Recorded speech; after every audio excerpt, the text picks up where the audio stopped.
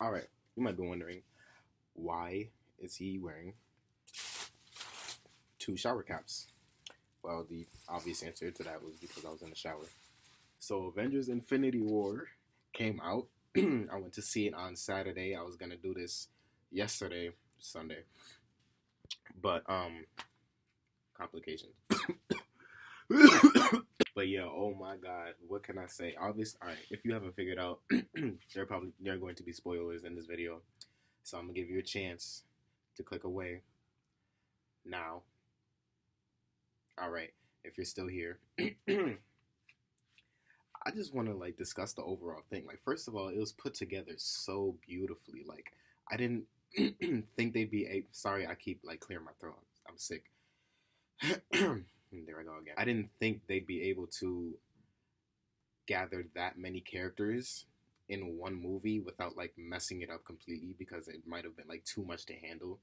And I figured that they would split them up into different groups because obviously when you have a group that big, you can't just have them all in one place doing the same thing.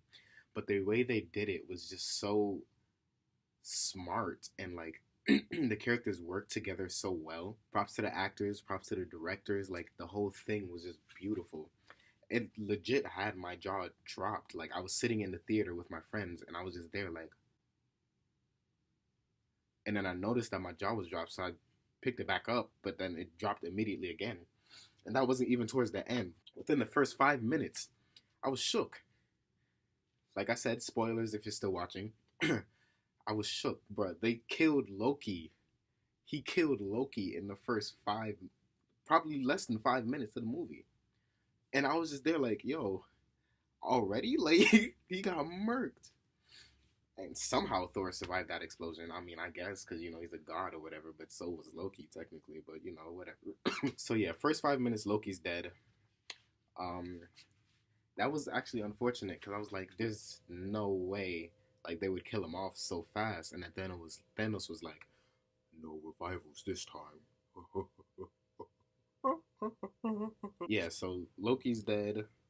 Most of Asgard is dead, if not all of them. I'm pretty sure it was all of them.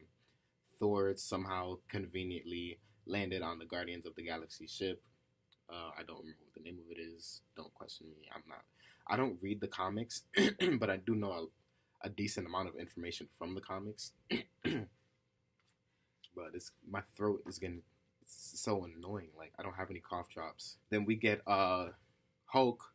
First of all, I wanted to fight Hulk, not Bruce. I wanted to fight Hulk because Hulk got smacked once in the beginning. It was like, nope, I'm not coming out for the rest of this movie. Bruce was like, Hulk, come on. He's like, no. I was like, yo, what you mean no? Like, if you don't get your butt out, your big green butt out here and smack somebody around. That's what I should do. I'm gonna go through the characters. So yeah, Loki died. Thor became like OP, but still didn't do the job that he had to do. Like he got shot by a star. He made a hammer. He helped make a hammer. He got the hammer. Got his lightning powers back. Was starting murking everybody that was there. He had hands. Thor had hands. He just said, "Pop!" When he got to Wakanda, he made the whole place shake. I was like, okay, there you go. He go throw his axe into Thanos' chest and say, "I got you now. I told you you paid for killing my people." And Thanos like, "You should have went for the head." Like, if anything, he should have went for the hand. Like, if you just chop off his hand, then movie over. You win. Now, speaking of, I mentioned Guardians of the Galaxy earlier. I wanted to fight Peter Quill because, first of all, they were this close. Spider-Man was this close to getting the glove off Thanos, and Quill decided that he wanna. Oh, you killed Gamora for the Soul Stone. I'm a pow. While Mantis has him under like this sleep state somewhat. He was still conscious, but he couldn't like do much about it. Like him, Mantis, Iron Man, Spider-Man, Doctor Strange. I was about to say Doctor Who. I don't even watch that show. Doctor Strange, Drax, and I think there was somebody else there, but I don't exactly remember. I mean, I know what's her name, Nebula was there, but I don't think she was like holding him down or anything. But all those people were holding Thanos down. All Star Lord had to do was help Spider-Man and Iron Man take off the glove. Spider-Man was this close, but Peter wanted to go get mad because Gamora, who honestly her character didn't really do, in my opinion, she didn't do much for the story. Like, I think her sole purpose was just to get the Soul Stone. Like that relationship between her and Thanos, which I will jump into once I finish this Peter Quill thing. So yeah, it's his fault that they all died. So I just want to. I can't be doing all that though because I'm sick and I'm asthmatic. So Gamora and Thanos, right? Sorry if I seem like I'm jumping around everywhere, but that's kind of how the story was. I'm just like focusing on certain things at this point. So yeah, Gamora and Thanos. I feel like it wasn't really a forced relationship, but there were some scenes where like the flashbacks kind of came at you out of nowhere, and I was like, what exactly is happening? Like I thought it was a part of the current story, but it wasn't. And the flashbacks were good though. Like we get to see how Gamora was actually abducted from her home planet, and how Thanos killed half of her species. What I didn't really get was why Thanos liked her so much. I guess because like she stood up to him, but not really. All she did was ask where her mother was, and he never gave her an answer. She said, "Where's my mom?" And he said, "Here, have a knife." I guess. I guess through the years, like she became his favorite, but like we didn't really get to see that part of it, so that was a little bit forced. But when he went to go get the Soul Stone, Red Skull was there. He was like, "You have to sacrifice the soul of a loved one. You have to push them down this giant cliff, and then you get the Soul Stone." And Gamora is standing there like, "Ha ha, that's what you get. You can't get the universe because you don't love anybody." And then Thanos turns around crying, and she's like, "What are you crying for? Because you can't get the universe or whatever?" And Red Skull is like, "No, stupid. Those aren't tears for him." Now, if it's 3 people in this one spot, one of them is the guide to the Soul Stone, one of them is the person trying to get the Soul Stone, and one of them is you. And the guide says, to get the Soul Stone, you have to throw somebody you love off this cliff. And it's just the person getting the Soul Stone and his daughter. Wouldn't you think you're the one that's going to die? Like, she's there making fun of him, and like, obviously it's you. Like, why would he be crying? Why else would he be crying? The interaction between characters worked really well, actually. When Steve, Falcon, Black Widow, and Vision and Scarlet Witch went back to meet up with Rhodey, like, and Bruce, everything, like, it just worked out so well. Like, the story was told so well. I just love it. Not saying that it was a bad movie, like I just said it was a good movie, but the parts that got me upset were when, first of all, if you have one of the Infinity Stones, you would be expected to use it, right? Vision and Doctor Strange did not use their stones. Loki didn't even use his either. I mean, to be fair, at that point, Thanos probably would have killed him anyway. So, I guess, like, that's out of the question. But Vision, he's fighting people. Obviously, those people can actually hurt him with the staff that they had, the spears.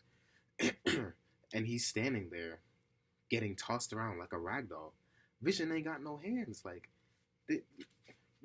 me and my boy was in the theater like, yo, Vision can't box. He ain't got no paws. Like, he ain't got no hands. He not fighting. Like, I was like, yo, you have the Mind Stone. Why aren't you using it? He fired one beam at I'm sorry, I don't even know his kid's name. But he fired one beam at the guy, and he was like, he deflected it. And other than that, he went back to getting boxed. Like, Vision was getting slapped around, and it's funny, but it's not, because like, you shouldn't be that weak. Like, after you fought Ultron, like, you helped with Ultron. Like, I understand you can't phase in and out of objects anymore, but that should only be like one of your skills. Like, you should be able to do a bit more, seeing as how you first of all, have the Mind Stone. Secondly, it's been 2 years. You would think you'd figure out how to do like more stuff with it. And so yeah, Vision was getting slapped around the whole movie. Honestly, the whole thing kind of turned into how can we keep Vision safe? And of course, let's bring him to the black people, and they'll keep him safe, right? Because that's all we're good for. Not playing. But and then Doctor Strange, I feel like Doctor Strange could have paused time just a little bit, enough for them to like get away. And one thing I don't understand is when he, Spider-Man, and Tony are in the ship, why couldn't he just use the thing? I'm so sorry, like I don't remember the names of these items. But you know what I'm talking about, the thing, and he makes the circle, the portal. Why couldn't he just go back to Earth? If he managed to go from the sanctum to somewhere in the mountains, I don't see why he couldn't go back to Earth from wherever in space he was. And that's another thing. I feel like Doctor Strange definitely could have done more in the movie. But the one thing that was key, and this is what people glossed over. Like, I feel like a lot of people glossed over this fact. Like, even my friends that I was talking about it with, they glossed over this fact. Doctor Strange said he saw, what was it, like 14 million different possibilities of how this war could go. And then Tony was like, how many of them do we win in? And he said, just one. Now, people didn't remember that though. So in the end, Thanos has all but the Mind and Time Stones, and Doctor Strange gives him the Time Stone. He said, "I will give you the Time Stone if you spare Tony's life." And Tony was looking at him because earlier in the movie, Doctor Strange was like, "If I have to choose between saving the Time Stone and saving you or that kid," referring to Peter's life, "I would choose the Time Stone in a heartbeat." But now he's like, if you spare Tony, I will give you the Time Stone. No questions asked, no jokes, no tricks. And Tony's like, why would you do that? And then Doctor Strange says, it was the only way. So what does that mean?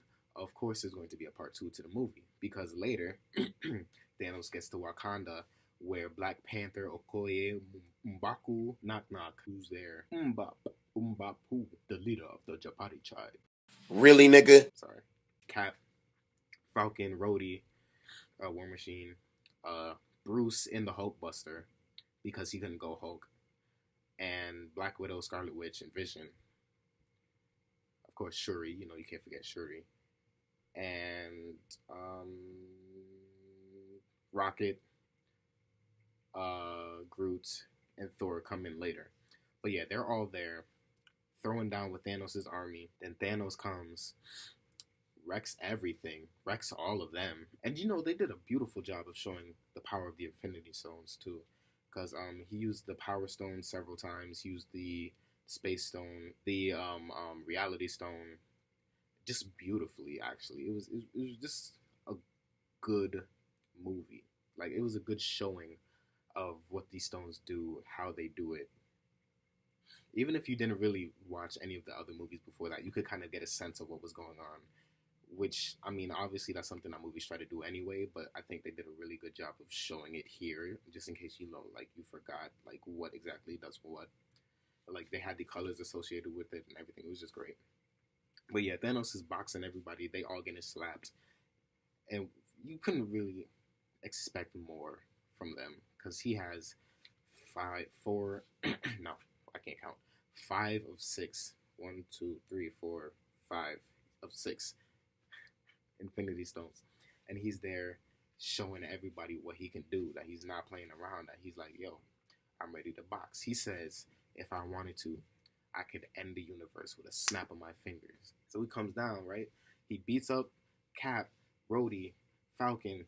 Vision is taken out a while ago because, he can't box, like, as we established already. So then Thanos gets the Mind Stone. So now he has all of them. And this is the part that breaks my heart. Thor is there pushing the axe further into Thanos' chest. Thanos is on one knee, in pain. Thor is pushing the axe further into his chest, further. Thanos is like, oh, you should have aimed for the head. snap. And as soon as that happens, first of all, he breaks the gauntlet, but the stones are still intact. But the whole world, not the whole world, the whole universe is in shambles. There's an energy wave that radiates from when he snapped, and then people just start dying left and right. Not all right, they're not dead. I don't think they're dead. Obviously, they can't be dead because they wouldn't kill off Spider-Man. Anyway, so the people to go, you have Black Panther. I don't know why. All right, I want to know the selection process behind who got killed because I feel like it was the newer characters that are strong that got killed. So you have Black Panther gone, Vision. All right, Loki first dead, Gamora second. Then because of Thanos' snap, you have and Vision was gone too. But because of Thanos' snap, you have Black Panther, you have Groot, you have who else? Falcon, I believe. Yeah, Falcon disappeared. You have Doctor Strange, Peter Quill, Drax. I think Mantis went to. Who else? Who else?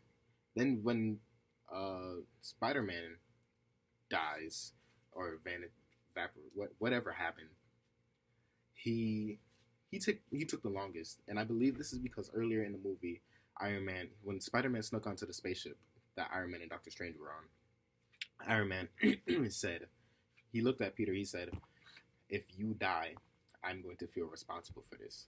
Now fast forward about an hour later into the movie, Peter Parker is there. He feels his body getting weaker as it starts to turn to dust, and he said, "Tony, I don't want to die," and stuff like that. He's like, "I'm sorry," and then Tony's just there like heartbroken because this is a kid that he didn't even want to get involved in with this, and it was just sad. And then the movie ends with Thanos sitting down, smiling. Did Bucky get on too? I don't care. Listen, yeah, the movie ends. Thanos is there smiling, sitting down on a hill, looking at a sunset, and then just fades it straight to black. And I just went, why would you do that? Who told you to kill Black Panther? They kept Okoye, they kept M'Baku, they kept Rhodey, they kept Banner. Who, I'm not gonna lie, Banner was putting in work. He was doing his thing. But out of all the people that you could have killed off, like there obviously has to be a part two because it's not gonna end like that. And the post-credit scene, you have Nick Fury and whatever that girl's name, I don't really care for her. They both disappear too. But before he fully gets away, he pushes a button on his pager and calls in Captain Marvel. Obviously, her name wasn't there, but it was just a symbol. Captain Marvel.